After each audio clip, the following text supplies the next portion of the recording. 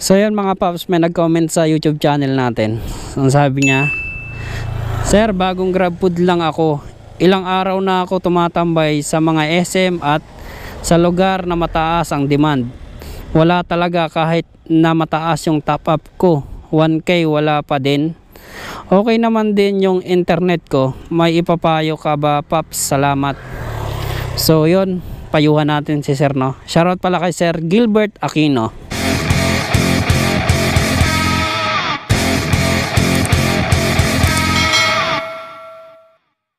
So paps, ang masasabi ko lang, no? Hindi ko alam kung may ipapayo ko ba sa'yo kasi ako rin mismo paps, sinatumal din eh. Lumabas ako na alas 8 ng umaga, tapos nakakailang booking. Nakakalimang booking pa lang ako paps. So simula alas 8 ng umaga, yun ang oras na alas 4 na ng hapon. So nakakalimang booking pa lang tayo. So kumikita pa lang tayo ng 489 pesos.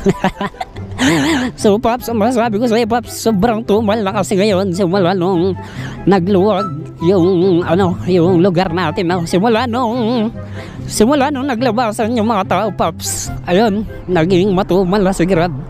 So isa rin siguro yan kaya sobrang tumal. Kaya kami rin matatagal na nakakaramdam talaga kami ng pagkatumal.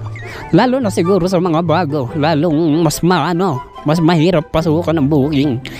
Pero ito seryoso na paps. So yun, seryoso na paps. Ito lang may papayo ko sa'yo.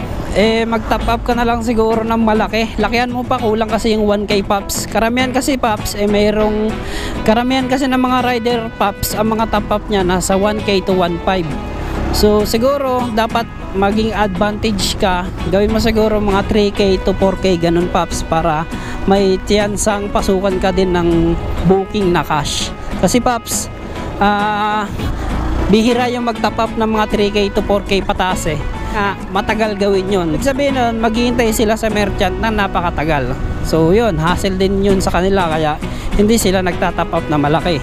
So ayun na yung magiging advantage mo para pasukan ka ng booking. Then sunod paps, pag wala pa rin talaga, open mo rin yung mga iba mong service type gaya ng pabili, tapos yung express short distance para malapit ka lang, no? Yun. Tapos huwag ka lang tumambay sa isang lugar kung saan ka lang nakatambay. So ang magandang gawin paps, ikot ka din para yung account mo ay gumagalaw. So para may chance kang pasukan talaga paps, no? So ano pa bang pwede kong ipaayos sa iyo para magkaroon ka ng maraming booking? Siguro paps, lumabas ka ng maaga. So labas ka ng mga 5 AM ng umaga, kasi konti pa yung mga rider niyan. So ibig sabihin nun, may chance sa katuan din ng booking kasi nga kulang ng rider. So yun lang, tiyaga lang talaga paps. Lalo na ngayon, matumal talaga dahil nga alam mo naman, galing tayo sa pandemic. Tapos yung mga tao ngayon nakakalabas na, kaya asahan rin natin yung pagtumal.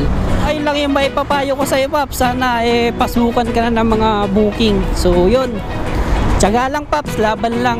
Dahil ngayon nalalapit na rin yung Christmas. So Christmas saka New Year. So isa na yan sa pagkakataon natin para makabawi tayo, no?